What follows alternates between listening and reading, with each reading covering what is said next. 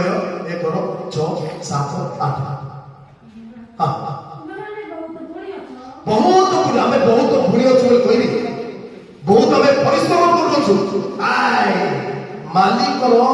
ଯୋଉ ପ୍ରକାର ଆମେ କାମ କରୁଛୁ ଯେତେବେଳେ ଡାକିଲେ ମଧ୍ୟ ଆମେ ମାଲିକ ପାଖକୁ ଯାଇକି ମାଲିକର ଆମେ ଯେମିତି ସେ କହିବ ସେମିତି କାମ କରିଦଉଛୁ ଏଟା ଏମିତି କରିଦେ ସେଟା ସେମିତି କରିଦେ ଏଇଟା କରିଦେ ବହୁତ ଆମେ କାମ କରୁଛୁ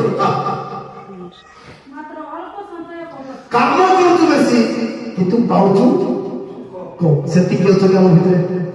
କାମ ଖାଲି କରୁଛି ମାଲିକ ପଇସା ବି ଦଉଛୁ ତାପରେ ଆମେ ଖାଉଛୁ ଖାଉଛୁ କିନ୍ତୁ ତୃପ୍ତି ନାହିଁ କଣ ଆଜ୍ଞା କେତେ କଣ ଖାଇଲେ କଣ ମୋର ତ ଶାନ୍ତି ନାହିଁ ଖାଉଛୁ ସତ ତୃପ୍ତି ନାହିଁ ହଁ